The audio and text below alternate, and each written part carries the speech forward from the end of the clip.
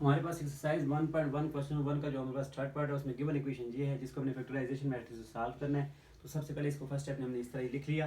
अब यहाँ पे क्योंकि स्टैंडर्ड फॉर्म में है, अब ये है कि हमने फर्स्ट टर्म को वैसे ही नीचे ले आना है, सही है, और फिर लास्ट टर्म को आपने वैसे ही नीचे ले आना है, सही है। और यहाँ पे क्योंकि मिड टर्म को हमने ब्रेक करना है उसकी जगह हमने 2 टर्म की स्पेस छोड़ दी है।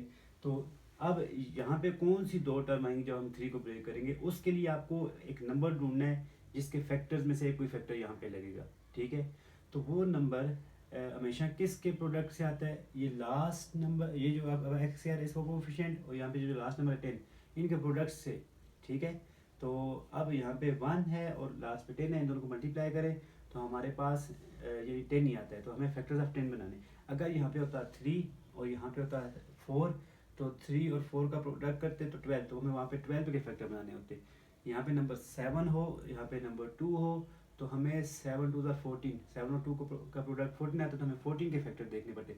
लेकिन यहाँ पे 1 है और यहाँ पे 10 है, जब इनका प्रोडक्ट करें तो हमें 10 ही आता है, तो हमें फैक्टर्स ऑफ 10 यहाँ पे देखने, उनमें से एक पेयर यहाँ पे लगेगा, सही है। तो फैक्टर्स ऑफ 10, अब फैक्टर्स ऑफ 10 को चेक कर लें। सबसे पहले 10 पे टेबल जाता है 1 10 10, ठीक है।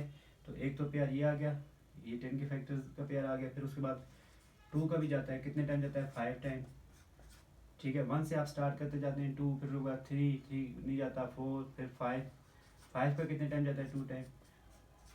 अब 6 7 8 9 नहीं जा रहा, तो 10 का खुद जाता है 1 टाइम। तो आपने 1 से स्टार्ट करना है उस नंबर 10 तक, आपने देखते जाने जिन जो टेबल जा रहे हैं जितने टाइम जा रहे हैं वो आप लिखें।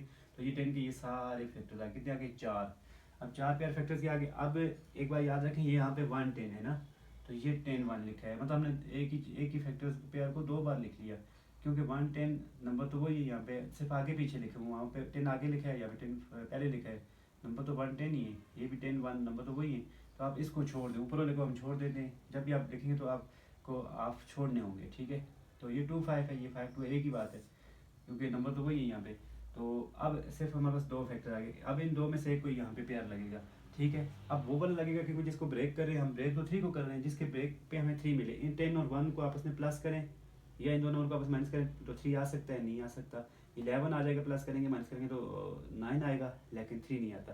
लेकिन 5 और 2 को अगर आपस में हम माइनस करें तो हमें 3, प्लस करने पे आए या माइनस किसी एक पे, मतलब किसी एक ऑपरेशन से आप बस ये मिल जाए तो आप वो वाला रखेंगे, मतलब ये वाला भी हम नहीं रखेंगे, ये भी छोड़ दिया, ये भी छोड़ दिया, तो हमारे पास सिर्फ ये ऑप्शन, हमेशा एक ही आपका फैक्टर्स एक ही पेयर बचता है आप, ठीक है कि जब आप यहाँ पे इसके फैक्टर बनाएंगे तो एक ही पेयर। तो यहाँ पे 5 3, बड़ी वैल्यू को आप पहले लिखें, सॉरी 2, बड़ी वैल्यू को आप पहले लिखें, छोटी को बाद में। तो वेरिएबल इधर एक्स है तो दोनों के साथ एक्स आप वेरिएबल यूज़ करें।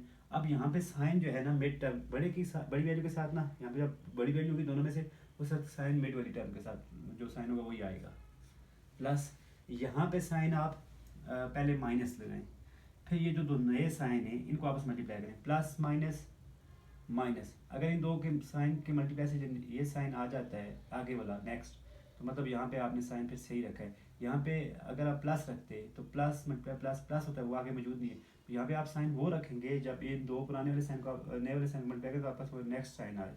आइए बात समझ, तो यहाँ पे पहले हम माइनस ही रखते हैं, तो माइनस रखते हैं, फिर मल्टीप्लाई करते हैं, अगर आगे और नए हो तो उसको प्लस कर लेते हैं, बस दो ही पॉसिबिलिटी, या माइनस होगा या तो प्लस होगा इसके साथ। तो अब इन दो में से अलग कामन लेंगे, इन दो में देखें एक्स एक्स में भी है इसमें भी एक्स कामन ले लेंगे, तो एक्स कामन लेंगे तो एक्स की पावर कम हो जाएगी, इधर एक ही एक्स था तो सिर्फ 5 रह जाएगा।